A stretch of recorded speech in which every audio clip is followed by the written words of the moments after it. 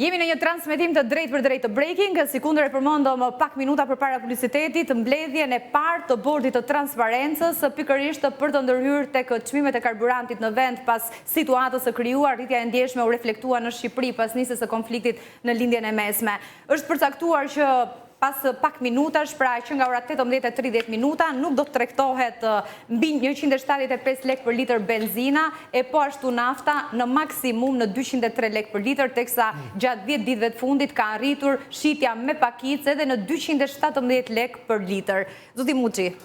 Atëre, do të them që qartazi konfliktin në gjirin lindjen e mesme, pra nuk e nisi Shqipëria dhe as pret njeri nga Edi Rama që të zhbllokojë ngushtisën e Ormuzit. Megjithatë, nëse shohim çmimin e naftës në Shqipëri përtej taksave, pra kur i ke hequr taksat, çmimi i naftës në Shqipëri është më i lartë në rajon, edhe pse nafta në rajon vjen nga njëti burim situatë. Pra duke zhveshur nga taksat, e keni fjalën për marzhin e fitimit? Pikërisht, pra duke zhveshur nga taksat, çmimi i naftës është më i lartë, do thotë që marzhi i fitimit është më i lartë në një treg të naftës në Shqipëri, nuk duhet të harrojmë që është oligopol të pak, nëse jo monopol. Nga ana tjetër, unë jam dakord me atë që për shkak të rritjes së çmimit nuk duhet që buxheti i shtetit të marrë nëpërmjet taksave më shumë të ardhura se ç'kishte parashikuar, duke e mbivendosur barrën tek konsumatori, te qytetari i thjesht, po duhet njësoj siç do ulen akciza dhe taksat të VSH-ja për naftën deri aty sa që është parashikuar nga buxheti i shtetit, po njësoj që të bëhet e përballueshme nga qytetarët. Qeveria duhet të ndërhyjë siç ka bërë vende edhe në Itali dhe në Greqi dhe thotë që shiko, marzhi i fitimit do zvogëlohet pikërisht sepse zotëri e ke monopol këtë gjë këtu. Dhe prandaj, për më tepër, në Shqipëri jemi një vend naftmbajtës i cili nuk rafinon asnjë pikë naftë. E qartë. Gjithë naftën e nën tokës tonë e eksportojmë si naftë bruto. Kështu që minimalisht do duhet që fitimet e importuesve tanë në kohë krizash themi, mos ja hedhim barrën qytetarëve thjesht, po t'ja ulim pak marzhin e fitimin oligopolit, kaq. Shella, për ta përmbyllur si argument? Për ta përmbyllur, qeveria ka çelësat e zgjidhjes krizës, jo bordi karburanteve. Qeveria sepse ajo duhet të dekonstruktojë strukturën e taksave, akcizave dhe tarifeve që i vendos çdo litri karburant në pompë, dhe nga ana tjetër, qeveria duhet me pa tjetër të mendojë tani më, por jo ai shumë për të, sidosh meqense e ka pushtetin dhe fuqinë, për t'i detyruar operatorët në treg të ulin marzhin e fitimit, por ajo vete para, sa kohë që gati gjysma e totalit të shumës në pra çmimit për litër të naftës dhe benzinës, shkon në fakt në arkën e qeverisë. Dhe ajo duhet bëjë një plan tjetër, të bëjë një plan tjetër mbledhjes së të ardhurave dhe ta shkriftojë në favor të interesit publik. Pra, nuk është, për mendimin tim, qasja e duhur ti thuash operatorit në treg, do reduktosh marzhin e fitimit, ose është jo ortodokse në rastin më të mirë. Por vetë qeveria që ka në dorë të marrë vendime mbi strukturën e taksave mbi karburantin, të thotë një sekond, më mirë të jetë lekë në xhepin e qytetarit, më mirë të mos sforcohet ekonomia dhe të kapim ato valën e ngritjes çmimeve që na prek të gjithëve, unë do të heq dorë nga, po themi, fitimi i synuar dhe nga të ardhurat e mia në favor të interesit publik, pra në mënyrë që, pra sa rritet çmimi. Ju po thoni që të zvogëlohet buxheti i shtetit, vetëm mos prek marzhi i fitimit të oligarkut. Po, edhe të zvogëlohet edhe për një arsye tjetër, se buxheti i shtetit, me analizat që unë disponoj. Unë jam që buxheti i shtetit të jetë njësoj dhe të preket disi marzhi i fitimit të oligarkut. Unë jam që buxheti i shtetit zvogëlohet sepse institucionet më të mëdha të buxhetore na kanë dalë me suficit, nuk administrojnë dot buxhetin e alokuar. Bashkia e Tiranës po doni, administron vetëm 40 deri në 50% të buxhetit allokuar, pjesën tjetër e djeg. Për çfarë merr këto taksa? Shkonin për pensione, mund shkonin për ndihmë ekonomike, për pensione, po nuk do shkojnë për administratë për shembull? Nga 90.000 ka shkuar 180.000 administrata? Po, të thuash që të zvogëlohet buxheti i shtetit, mos preket marzhi i fitimit, aty që ka monopolin e një nderuar. Ti kërkosh, ose më saktë, ta advokosh një buxhet të rritur shteti, në një kohë kur dhe akuzon shtetin se pikërisht se ka kaq shumë para dhe kaq shumë i korruptuar, është paradoks në vetvete, nuk shkon logjika. Nga ana tjetër, qeveria është ajo që duhet të heqë dorë para. Korruptuar, s'do të kemi buxhet shteti dhe s'duhen që ato fonde të shkojnë në shërbimet që nevojiten njerëzve. Janë më mirë në xhepin e qytetarëve. Po atëherë kot se kemi shtetin. Shteti duhet të parë, gjithë doktrina e shtetit duhet ripar, aq më tepër në një shoqëri të vogël, pothuajse tribale siç jemi ne. Problemi është që këto mendime shtetje shumë i madh. Neoliberale kanë vdekur që në 2008 me krizën financiare. Unë nuk e di ç'kanë vdekur, unë di të them që shteti i madh të merr rregullon të gjitha. Edhe për më tepër, meqenëse është shteti i madh, ai duhet të jetë si thua i pari që e vallet e tërheqjes. Me oligopol, si bëhet për konkurrencën e lirë në treg, për uljen e çmimit. Ti po i qan hallin shtetit se jo, po i qan hallin shqiptarëve. Shqiptarët po jetojnë në një ekonomi oligarkike. Po shqiptarët po rritet çmimi. Tregu është i kapur në pak duar. Çmimi po rritet çmimi naftës. Çfarë roli ka shteti që po shteti i çdon nga akciza. Shteti i çdon nga taksa mbi karburantin. Shteti redukton strukturën, pra e shkrifton strukturën e taksës mbi litër. Monopol nafta, sikur të kishte rafinerit, sikur të kishte halla po e di un halla, po problemi është që është ky shtet që ka bërë ekonominë një grusht oligarkësh dhe prandaj çmimet janë këto që janë. Dhe unë po them që ky shteti tani aty oligarkut që ka dhënë monopolin, minimalisht do të fitimin ule pak, sepse për ndryshe u bie qafë qytetarëve. Sot po përcaktohet, po ulet marzhi i fitimit të kompanive sipas informacioneve. Nuk po them mos ulet marzhi i fitimit, por unë mendoj që e moralshme, e drejtë dhe racionale do të ishte që shteti, i cili vjen gjysmën e fitimin nga karburanti, se oligarku nuk ka fitim sa shtetit, djali duhet ta di këtë gjë. Pra deputeti duhet ta di.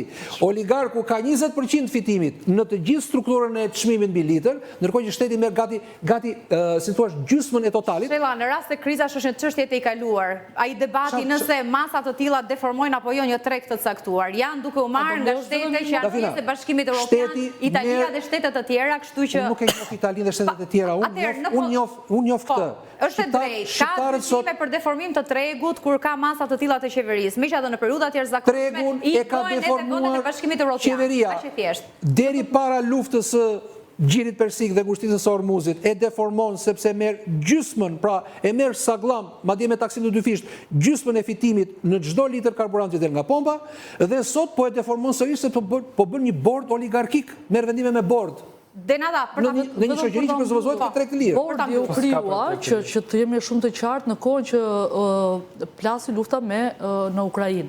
Dhe në ato moment patëm një rol të bordit, por nuk e pam pastaj kur pati lajm botror që nafta filloi të ulej në çdo vend tjetër, europian dhe përtej, në Shqipëri nuk u reflektua. Unë kam ka një sërë institucione të linjës që më pas do duhet ta monitoroni. Ju lutem, bordi mund të funksionojë dhe pas përfundimit të krizës kaq. To janë borde që ngrihen me një afat të përcaktuar, të përkohshëm në rast të krizash për t'i kapërcyer dhe për t'u impaktuar sa më pak ne si konsumatorë. Më fal Dafina që po këngul, të pyes si kolege.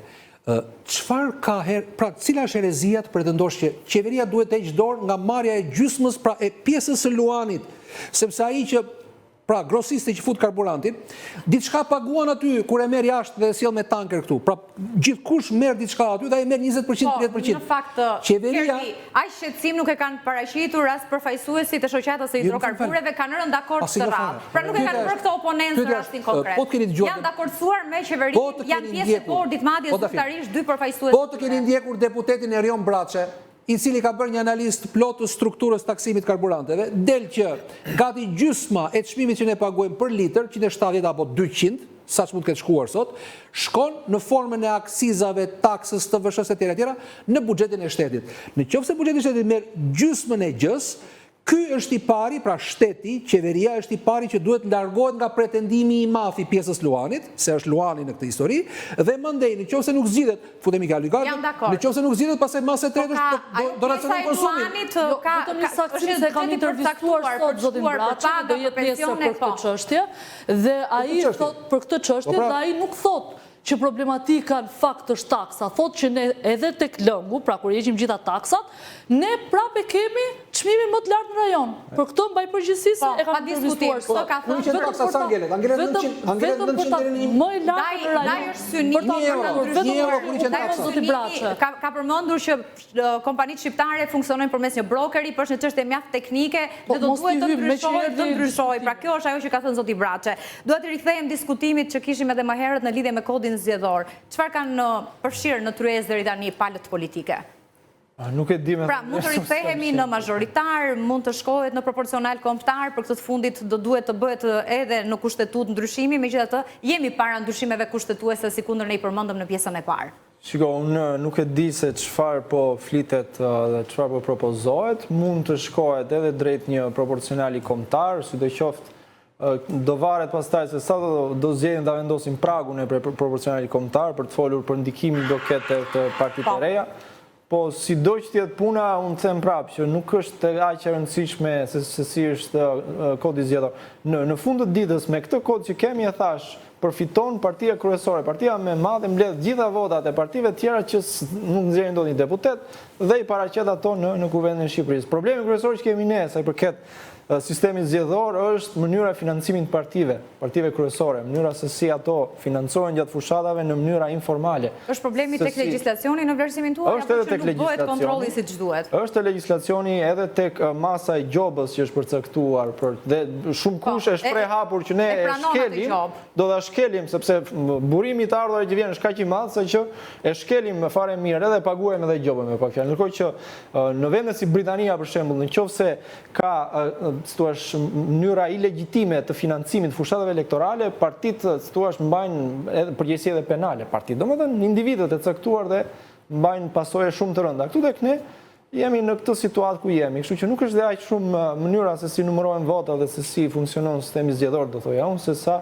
mënyra e financimit partive elektorale që është problem. E qartë, së fundmi përfaqësuesit ose BODIR kanë bërë edhe një takim me përfaqësues, drejtues të organizatave të shoqërisë civile të angazhuara në procese të tilla.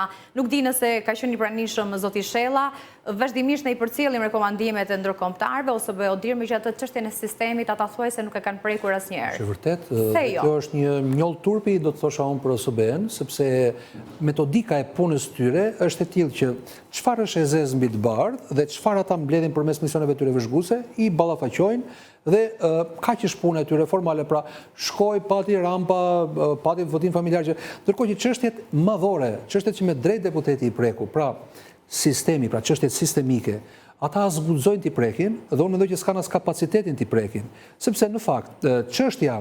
Kjo është deklaratë e fortë. Unë kam qenë vazhdimisht në këtë pozicion. Pra OSBE-ja është një fosil e luftës ftohtë që duhet të mbyllur punë, ndërkohë që ruan akoma prezencën në Shqipëri, në një vend të botës tretë. Mund të ishte fare mirë të ruante prezencën në Gjermani apo në Poloni ta shpinte, megjithëse kemi luftë nxehtë praktikisht i flas. Në Ukrainë po doni. E ruan prezencën këtu ke Sheratoni.